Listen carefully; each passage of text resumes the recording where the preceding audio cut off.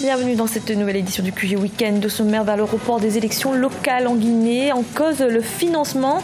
La commission électorale ne disposerait pas du budget nécessaire. Les Maliens émettent leur premier souhait à l'approche du passage à la nouvelle année. Beaucoup espèrent que 2017 soit placé sous le signe de l'unité nationale.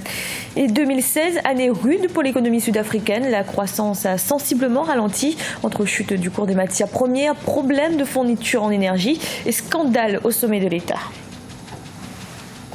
En Guinée, on se dirige vers un report des élections locales prévues initialement en février 2017. La principale cause avancée est le manque de financement.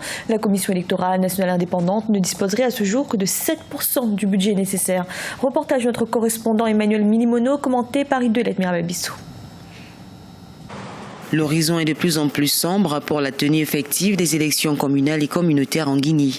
À moins de 2 mois de la date prévue, à savoir février 2017, la question du financement de ce scrutin est loin d'être réglée.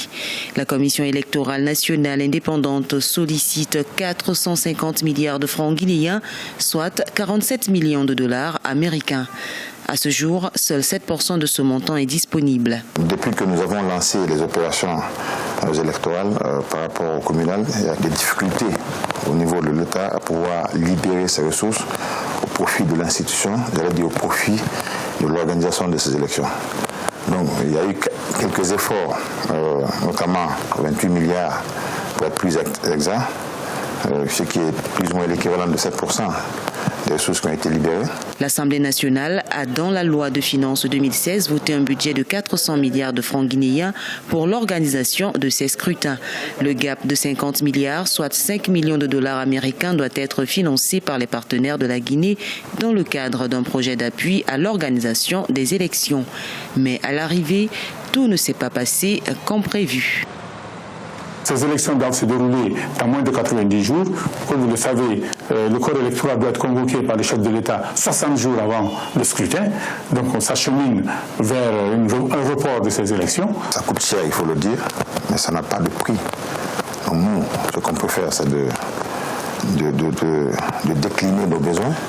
Et puis après, il appartient à l'État, à l'exécutif, de travailler à ce que ces ressources soient mises à la disposition de la CENI. Outre ces questions de financement qui menacent la tenue des scrutins locaux, la désignation des chefs de quartier et de district est encore en débat. La société civile exige des élections régulières dans ces circonscriptions, dénonçant une menace pour la paix et la cohésion sociale. À quelques heures du passage à la nouvelle année, certains émettent déjà des souhaits. Au Mali, la population attend beaucoup de 2017, notamment en ce qui concerne l'unité nationale. Des événements importants sont d'ailleurs prévus ces 12 prochains mois. Élections, sommets politiques et des procès très attendus. Reportage de notre correspondant Mokhtar Bari. Au Mali, la nouvelle année 2017 s'annonce sous de bons auspices. Rendez-vous politique avec le sommet des chefs d'État d'Afrique et de France, joute électorale avec les régionales de mars ou les procès Sanogo. Longtemps secoué par une crise sécuritaire, le Mali veut rassembler ses filles et fils afin de parvenir aux idéaux de l'accord d'Alger qui prône l'unité et l'intégrité du Mali. Un Mali, indivisible et laïque. Telles sont les attentes des Maliens en 2017. Monseigneur Jean Zerbo, archevêque de Bamako, croit en ce Mali de paix débarrassé de tous les maux qui le minent. Nous demandons à tout homme de bonne volonté de s'inspirer de cet exemple du Christ pour être dans le monde artisan de paix. C'est dans combattant les misères que nous devenons artisans de paix. Je souhaite que vous aussi, dans votre travail, vous puissiez justement, à travers ce que vous écoutez, ce que vous voyez, les passer en film ou en écrit ou en discours, pour sensibiliser le monde. La jeunesse constituant plus de 60% de la population est au cœur des préoccupations des autorités. Longtemps critiquée pour son manque de civisme, la jeunesse retournera en cette année 2017 à l'école de la formation civique et militaire. Déjà en marge du sommet Afrique-France, les jeunes d'Afrique et de France se donnent rendez-vous le 10 janvier sur les rives du fleuve de Liba. L'année 2017, c'est l'année également où nos jeunes souhaiteraient avoir plus d'emplois. Où nos jeunes souhaiteraient étudier dans les conditions idoines, dans nos écoles, dans nos universités. Les femmes également constituent une frange importante de la population. Elles espèrent apporter leur contribution à l'atteinte des objectifs de développement du Mali. On fait quelle est Nous ne souhaitons que la paix pour le Mali. Nous implorons le Tout-Puissant afin qu'il réconcilie tous les Maliens et nous éloigne de tout ce qui peut nous diviser. Le Mali, en cette année 2017, c'est en premier lieu l'organisation du sommet Afrique-France du 13 au 14 janvier. Au moins 23 chefs d'État et 3000 participants sont attendus. 2017, c'est aussi la Coupe d'Afrique des Nations de football Gabon 2017, à laquelle le Mali prendra part pour la 10e fois. Une édition que les Maliens espèrent remporter.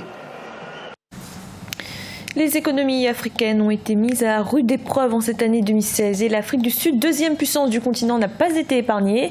La croissance sud-africaine a sensiblement ralenti en 2016. Le léger rebond du secteur minier en fin d'année permet tout juste au pays d'éviter la récession. Birama Saonera.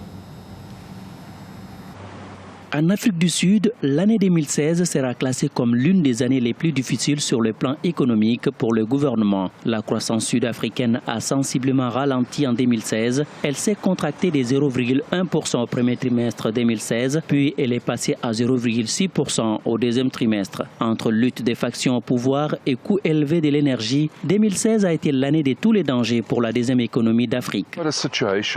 Au cours de ces 3 dernières années, la croissance économique en Afrique du Sud a été très faible. Les Sud-Africains se sont appauvris et tous les observateurs tirent la sonnette d'alarme. Pour l'année prochaine, les perspectives ne sont guère meilleures. Les autorités politiques doivent faire de la relance économique leur priorité. Le fort taux de chômage et la faiblesse du secteur minier ont également eu un impact négatif sur l'économie du pays. À cela s'ajoutent les problèmes de fourniture en électricité. Cependant, le léger rebond du secteur minier en fin d'année 2016 a permis tout juste au pays d'éviter la récession. La crise économique va se poursuivre. Il faut dire que les politiques n'ont pas toujours pris la mesure de la gravité de la situation. Aussi, les réponses apportées restent inappropriées pour relancer l'économie sud-africaine. L'Afrique du Sud a connu une inflation pendant la majeure partie de l'année 2016, même si l'année a été une victoire sur le front des notations financières. Pour les économistes, l'Afrique du Sud doit avoir une certitude politique afin de redonner confiance aux investisseurs et relancer son économie. Ainsi, l'année 2017 constitue pour le gouvernement de la deuxième grande économie d'Afrique une année de défis pour la redynamisation de l'économie. Au Mali, les préparatifs des fêtes riment avec bonne affaire. Comme chaque année, la municipalité de Bamako organise une foire promotionnelle, une aubaine pour les commerçants qui réalisent l'un des meilleurs chiffres d'affaires de l'année. Reportage de notre correspondant Mokhtar Bari. Au Mali, les commerçants détaillants de la ville de Bamako ont respecté la tradition en investissant de nouveau les places publiques pour la foire de fin d'année. En collaboration avec les municipalités de Bamako, cette foire propose aux populations des produits à prix réduit. Débutée le 20 décembre 2016, la foire continue jusqu'au 2 janvier 2017. Les organisateurs et les exposants se frottent les mains. Vraiment, on remercie les jeux. Depuis qu'on a commencé, parce que l'ouverture s'était fait le 20 décembre. L'ouverture jusqu'à maintenant, les gens venaient beaucoup aussi.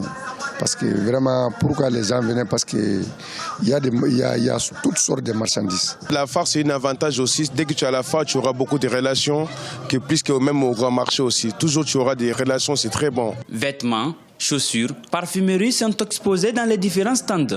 Cette foire est organisée simultanément dans les 6 communes de la capitale malienne.